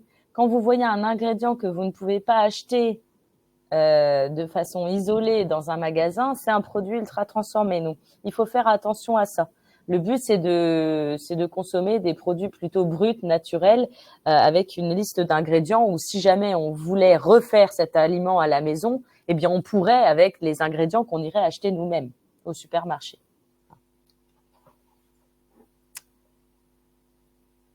Hop. Et alors, il me semble que c'est le dernier. Les fibres sont présentes dans les légumes et les fruits, vrai ou faux? On va vous mettre le petit sondage. Bon, là, c'est facile parce que puis je suis sûre que vous le saviez déjà. J'en ai parlé. Oui, les légumes et les fruits, c'est vraiment la source C'est vraiment la source principale de fibres. Hein, donc, nos fameux 5 fruits et légumes par jour ou ces 5 portions de fruits et de légumes. Donc, attention. Donc, pareil, vous aurez les portions. Frais en conserve ou surgelés, peu importe. Hein, à part bon, les légumes en conserve, on a moins de vitamines, on a plus de sel. Mais sinon, les fruits et légumes surgelés, c'est identique à un fruit ou un légume frais au niveau vitamines et minéraux, j'entends. Après, au niveau gustatif, c'est pas pareil, hein, mais en tout cas, au niveau nutritionnel, c'est pareil. On a parlé des fruits à coque, qui sont très intéressants, donc des fruits oléagineux ou fruits à coque, hein, c'est pareil. La recommandation, c'est une petite poignée par jour. Hein, donc pour également apporter des protéines, du calcium également, et puis des vitamines, des minéraux. Évidemment, tout ça, hein, les vitamines et les minéraux, c'est pour, surtout les vitamines, c'est renforcer notre système immunitaire et l'apport en fibres indispensable pour prévenir des maladies cardiovasculaires, pour prévenir du diabète, du surpoids, de l'obésité, du cancer du côlon rectum aussi pour les fibres, également pour faciliter le transit, hein, c'est indispensable. Donc voilà, les fibres ont vraiment un énorme rôle aussi dans l'alimentation et en France, il est prouvé qu'on n'en mange pas assez. Hein, donc on va aller les trouver dans les fruits et les légumes, dans les légumes secs dont on a parlé tout à l'heure et également dans les féculents complets ou semi-complets. Donc la recommandation vraiment maintenant, c'est de privilégier les céréales complètes ou semi-complètes au moins une fois par jour. Donc d'aller vers du pain semi-complet, complet, au minimum aux céréales, pour la satiété aussi, hein, c'est un rôle très important et c'est grâce aux fibres. Vous mangez du pain blanc ou du pain semi-complet, vous verrez à quelle heure vous aurez faim dans la matinée. Et pareil, on peut tranquillement essayer aussi au niveau des céréales de basculer sur de la semoule complète ou semi-complète, du riz semi-complet, des pâtes semi-complètes. Je dis pas tout de suite du complet parce que les pâtes complètes, le riz complet, ça a un goût qui est quand même bien différent. Il faut s'y habituer, il faut trouver des recettes. Mais en tout cas, si vous allez sur du semi-complet, vraiment le goût à l'aveugle, ça se sent pas, la texture est la même. Donc c'est une bonne alternative en tout cas d'augmenter sa consommation de fibres en basculant vers du semi-complet. Et on a fini, donc je savais que je suis désolée de vous avoir retenu, mais c'était assez dense comme contenu. Donc en conclusion, de tout ce qu'on peut dire, si on résume un petit peu ça, comme je vous l'ai dit, donc manger suffisamment, hein, parce que les besoins ne diminuent pas, ne pas supprimer certains groupes d'aliments, puisque comme on l'a vu, les matières grasses, avec notamment les oméga 3, sont indispensables, vraiment indispensables. Il y a des études qui montraient l'impact, du manque d'oméga 3 avec le Covid, les oméga 3 et la maladie d'Alzheimer. Voilà, les oméga 3, c'est vraiment très, très important. Et les autres acides gras aussi, évidemment, qu'on peut retrouver dans l'huile d'olive pour la prévention des maladies cardiovasculaires. Donc, ne jamais supprimer, hein, quand on vous vend des poêles anti-adhésives, c'est pas génial. Parce que c'est bien de mettre un petit peu d'huile d'olive dans le fond de sa poêle, parce que ça nous apporte des nutriments.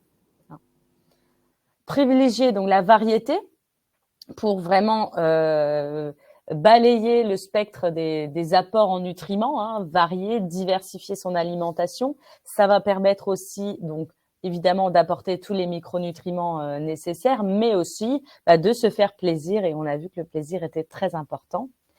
Être à l'écoute de ses sensations, de ses tolérances qui ne sont pas celles des autres. Donc, on parlait des sensations de faim, de satiété, les envies, mais également, comme je vous disais, les tolérances. Donc, oui, les produits laitiers, voilà, même si il y a des branches complètes de professionnels de santé qui sont fâchés avec les produits laitiers. Hein. Souvent, on a la naturopathie, ces professionnels-là, ils aiment pas les produits laitiers. Attention à ne pas faire de généralité. Vraiment, il y a des personnes chez qui il n'y a pas de problème, elles en consomment et tout va bien. Et puis, il y a des personnes qui n'en consomment pas et donc, on va chercher les autres sources de calcium. Tant que le besoin en calcium est couvert, pas de problème après. De la façon dont vous l'apportez, peu importe. Nous, on n'est pas là pour juger, je ne suis pas là pour dire vive les produits laitiers ou abat les produits laitiers. Chacun est libre de consommer ce qu'il le veut en fonction vraiment de ses convictions. On va prendre quelques questions, Marine. Oui. On va pas pouvoir y répondre en direct à toutes, mais vous aurez tous votre réponse donc dans quelques jours. On vous enverra un email avec toutes les questions que vous avez posées. Marine apportera une réponse par écrit. On est désolé, il y a beaucoup de questions et on sait ô combien c'est frustrant de poser sa question et de voir que les deux intervenants ne la poussent pas à l'écran, mais vous aurez vos réponses. Marine y répondra et on vous enverra la fiche avec toutes les questions et les réponses. Alors, j'en mets quelques-unes à l'écran. Alors, on a eu 2 questions, là, je vois même peut-être plusieurs sur la ceinture abdominale. Comment diminuer sa ceinture abdominale? Comment perdre la graisse abdominale? Est-ce que le sirop d'agave pourrait être responsable de cela, nous demande Michel. Voilà. Qu'est-ce que tu as à répondre sur la graisse abdominale? Alors, malheureusement, il n'y a pas d'exercice, même je ne suis pas enseignant en activité physique adaptée, mais on ne peut pas cibler sa perte de graisse. Après, qui dit graisse abdominale, ce qui est important, c'est surtout, oui, la graisse viscérale c'est la graisse viscérale qui est dangereuse, qui va venir emprisonner un peu nos organes et les mettre en souffrance. Donc après, ça va être, j'ai pas vraiment d'aliment miracle ou de mouvement miracle pour perdre la graisse abdominale. C'est de favoriser une alimentation équilibrée et puis d'augmenter son activité physique. Mais en tout cas, au niveau de la graisse abdominale, il n'y a pas de secret. On peut pas focaliser uniquement. Et même si on vous dit le contraire, non. Moi, je travaille avec des enseignants, enfin mes collègues, c'est des enseignants à pas, et je sais évidemment que voilà, on peut pas, comme on aimerait perdre le petit gras sous le bras qui pend. Il n'y a pas d'exercice ciblé pour ça, ou pour les poignées d'amour ou autre, malheureusement. C'est souvent une perte de poids un petit peu générale, où finalement on va venir déloger la graisse. Alors, je ne sais pas si c'était une femme qui posait la question. Il y a aussi quand même, je parlais de changement de composition corporelle. On a l'évolution aussi de la composition corporelle qui est présente en vieillissant. Et en étant plus jeune, on a plutôt la masse grasse qui est focalisée fessiers, hanches, cuisses. Et en vieillissant, on a tendance à avoir les jambes qui s'affinent et en effet, la graisse qui vient se relocaliser au niveau abdominal, au niveau du ventre. C'est un effet du vieillissement.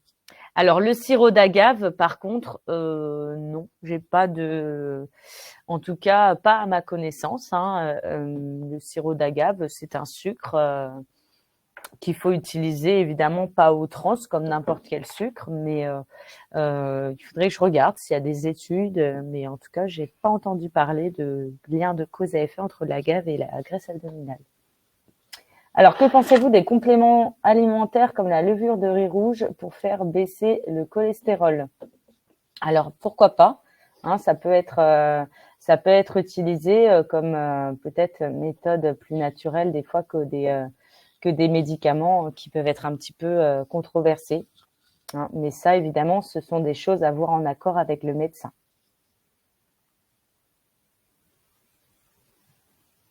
Tu as d'autres questions, Anne?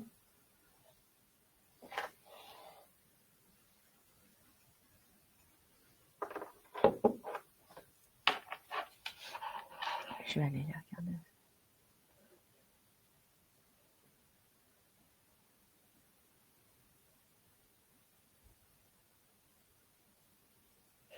Alors, entre diététicien et nutritionniste, quelle différence? Merci. Très bonne question.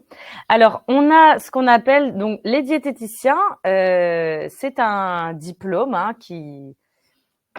on est vraiment les spécialistes de l'alimentation. On a également les médecins nutritionnistes. Donc, les médecins nutritionnistes, ils sont médecins, Parfois, ils sont endocrinologues, parfois, ils sont généralistes, ils ont médecine, ils ont une spécialité en médecine et ils peuvent se rajouter nutritionniste. Il n'y a pas de cursus comme on deviendrait ophtalmo, généraliste ou autre pour devenir un nutritionniste. Et ils font souvent, ils font un petit diplôme universitaire où c'est quelques heures par mois. Donc, ils ont toute la base en médecine, évidemment. Par contre, voilà, certains ont la spécialité, ont une petite spécialisation nutrition, d'autres non. Mais par contre, c'est remboursé par la sécurité sociale. Hein, donc, à contrario, malheureusement, de l'acte diététique qui n'est pas, qui n'est pas quand même remboursé. Et il y a quand même un troisième, ça n'a pas été dit, tout ce qui est, faites attention, ouais, juste nutritionniste. Soit c'est médecin nutritionniste, soit c'est juste nutritionniste, coach en nutrition. Ça, par contre, c'est des charlatans. Je peux pas dire autrement. C'est des petites formations. Voilà, vous avez écouté une diététicienne pendant 1 heure et demie, et ben voilà, vous allez vous mettre nutritionniste. Ou quelqu'un qui a réussi à faire un régime, il a perdu 20 kilos, elle se met nutritionniste parce qu'elle considère que si elle a réussi à perdre du poids, elle va réussir à le faire perdre aux autres. Malheureusement, faites attention à tout ça. Hein. Vraiment, c'est le diététicien ou le médecin nutritionniste qui sont les vrais professionnels. Alors, je n'ai plus d'appétit, je mange par habitude parce que c'est l'heure et qu'il faut s'alimenter. Je n'ai plus aucun plaisir à manger. Que puis-je faire pour retrouver de l'appétit? Alors là, c'est très vaste. Hein, il faut. Alors, il y a des petits tests. Hein. On peut faire un test de. Ben là, exceptionnellement, de ne pas manger, de faire un jeûne en fait, jusqu'à temps que, alors sans parler de, il faut pas que ça dure 3 jours non plus, d'attendre, de ressentir une sensation de faim. Hein, ça peut être de faire un test, je mange pas et peut-être que vous mangerez qu'à 16 heures parce que vous allez ressentir un petit peu de faim. Après, ça peut dépendre. Il peut y avoir des raisons aussi psychologiques. Pourquoi vous n'avez plus d'appétit? Est-ce que voilà, moi je vois beaucoup parce que je suis spécialisée avec les seniors et des personnes qui ont subi la perte du conjoint, se retrouver seules. Ça peut être très compliqué après aussi et ça se retrouve dans l'alimentation. Il faut quand même essayer de faire fonctionner la mémoire sensorielle. Voilà, qu'est-ce que vous aimiez manger? Inviter des gens à manger aussi. Est-ce que si on est seul à manger, voilà, et essayer de partager des repas, essayer de se faire plaisir, de faire des jolies présentations, de mettre des odeurs, du goût, des couleurs. Mais bon, c'est d'y répondre comme ça en quelques secondes, c'est un petit peu compliqué malheureusement. Alors, tous les magazines parlent de régime pour maigrir. Quel est le régime pour grossir? Alors, le régime pour grossir, pareil, c'est peut-être même plus facile de perdre du poids, et certains vont dire « Oh, non », que d'en prendre. Hein. Prendre du poids, ça nécessite aussi une vraie prise en charge.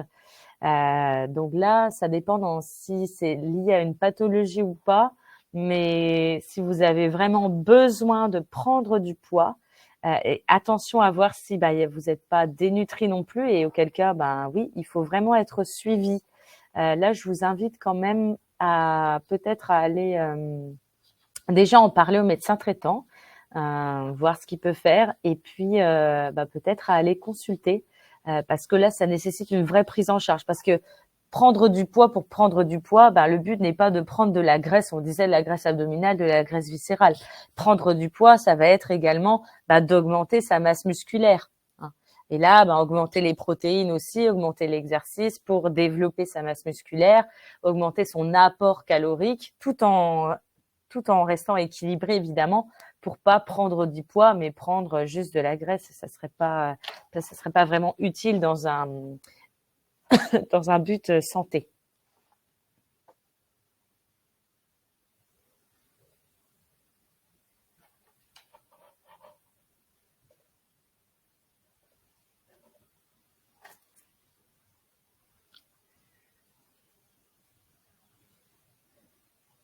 Alors après, je sais pas, Anne, qu'est-ce que tu en penses? Est-ce qu'on va couper et j'essaierai de répondre à… Tu m'entends plus? Vous Si, m'entendez je plus? t'entends. On va en prendre une dernière et puis Ouais. touc, touc, touc. J'avais lu quelques questions sur l'hypertension. Est-ce que tu en as parlé de l'hypertension, Marine, les aliments à privilégier en cas d'hypertension? Alors, il n'y a pas d'aliments à privilégier en cas d'hypertension, mais plutôt des À aliments à éviter, être vigilants. éviter, Hein. oui. Évidemment, ça va être tous les aliments qui contiennent du sel, même si, attention, hein, souvent les hypertensions, elles sont traitées avec des médicaments et on ne doit pas être, hormis évidemment, grosse insuffisance cardiaque. Voilà, si c'est juste une hypertension, il ne faut pas non plus être tout sans sel. On ne va pas aller prendre du pain sans sel, etc. Il faut être vigilant parce que le pain, c'est notre premier apport en sel dans notre alimentation. Donc, en Bretagne, en plus, on peut avoir le beurre salé qui va rajouter. Donc, quand même, attention à ça. C'est vrai que si on est en hypertension, le pain beurre salé à chaque repas, il faudrait éviter quand même. Les aliments salés, ça va être la charcuterie. Hein, les charcuteries, les fromages aussi qui sont salés, les conserves qui vont être quand même assez salées et tout ce qui est plat préparé, plat industriel. Souvent, on a beaucoup d'ajouts de sel. Petite chose, les bouillons cubes. Hein, les bouillons cubes, attention, très très salé. La moutarde également. N'allez pas saler votre vinaigrette si vous mettez de la moutarde dans votre vinaigrette. Là, vous mettez double emploi de sel, donc c'est pas utile. Alors, hypertension, ok, mais hypotension. Alors là, l'hypotension, là, c'est l'inverse, justement. Et à voir si c'est lié à un manque de sodium. Et auquel cas, alors souvent, quand c'est en hypotension, il y a des prises en charge médicales quand même. Mais bon, là, oui, il faudrait plutôt augmenter la consommation. Mais bon, souvent, on mange quand même assez salé naturellement. Merci Marine. Ne soyez pas frustrés qu'on n'ait pas diffusé votre question à l'écran. Je le répète, nous allons vous partager toutes les questions qui ont été posées la semaine prochaine avec les réponses écrites de Marine et vous recevrez ça sur votre boîte email. Désolée, ça me gêne de voir beaucoup de questions et on ne peut pas y répondre, mais vous allez avoir les réponses, mais dans un temps différé.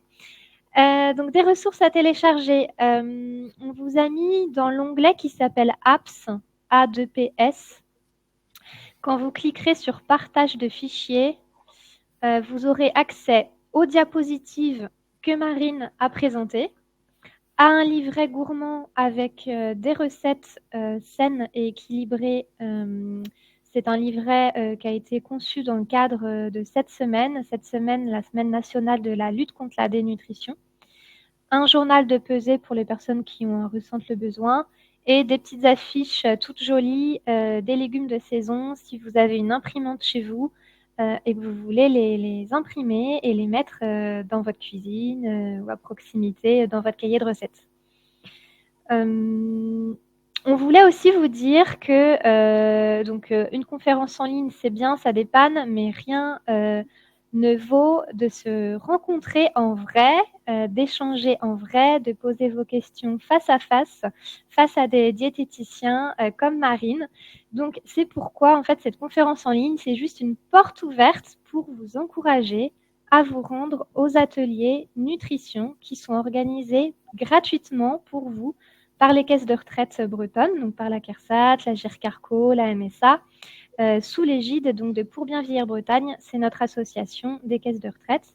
Et donc, ces ateliers sont animés par nos partenaires, comme Marine, qui est diététicienne chez Défi Santé Nutrition. Donc, Marine anime des ateliers nutrition dans le département du Finistère. On vous a mis quelques dates, donc n'hésitez pas à vous rendre sur le site pourbienvieillirbretagne.fr. C'est gratuit, il y a un agenda complet de tous les ateliers nutrition. Ce sont plusieurs séances en petit collectif, en groupe de 8 à 15 personnes, grand maximum, où vous pourrez poser vos questions en direct, apprendre plein de choses. N'hésitez pas à vous rendre sur le site et à vous y inscrire. Marine, tu souhaites ajouter un petit mot ? À Bien, bientôt. merci à tous d'avoir été patients jusqu'à voilà, on a dépassé l'horaire, mais voilà, c'est un sujet vaste, donc j'espère avoir répondu à un certain nombre de vos interrogations et peut-être en effet de vous avoir donné envie d'aller participer à un atelier. C'est quand même bien de pouvoir poser ces questions en effet en vrai et puis rencontrer des gens aussi. Et on partage toujours de bons moments en atelier, donc c'est toujours assez agréable. Merci à tous. Euh, Merci à tous. Une petite remarque, j'ai vu pas d'atelier à Vannes. Anne-Claire, en fait, les ateliers, il y a une programmation annuelle. Et alors peut-être qu'en ce moment, il n'y a pas de date pour la ville de Vannes, mais il faut rester en veille. Donc n'hésitez pas à vous inscrire à une alerte. Ma collègue Esther vient de vous envoyer une alerte en ligne. Vous pouvez noter votre adresse mail, noter votre commune et vous recevrez, quand il y aura des ateliers nutrition ou d'autres ateliers, directement sur votre boîte mail, la date, le format, les coordonnées et le lien pour s'inscrire. Donc voilà, c'est une petite mise en bouche. Comme on dit, on est dans le domaine de la nutrition. Aujourd'hui, c'était une mise en bouche. Et on vous invite à consulter le menu sur le site pourbienvieillir-bretagne.fr. Vous recevrez à la fin de la conférence, dès qu'on raccrochera, Marine et moi, le replay, la rediffusion du webinaire, un questionnaire de satisfaction. Donc, on vous remercie de prendre quelques minutes pour y répondre parce que nous, ça nous permet de nous améliorer et on aime bien avoir vos retours. Et puis, la semaine prochaine ou dans une dizaine de jours, on vous enverra toutes les questions que vous avez posées aujourd'hui avec toutes les réponses de Marine. On vous remercie, c'est un grand plaisir de vous avoir parmi nous, derrière l'écran. On espère que vous avez apprécié la présentation de Marine. Et puis, on vous dit à très bientôt, peut-être pour une autre conférence. Merci, à bientôt. Au revoir.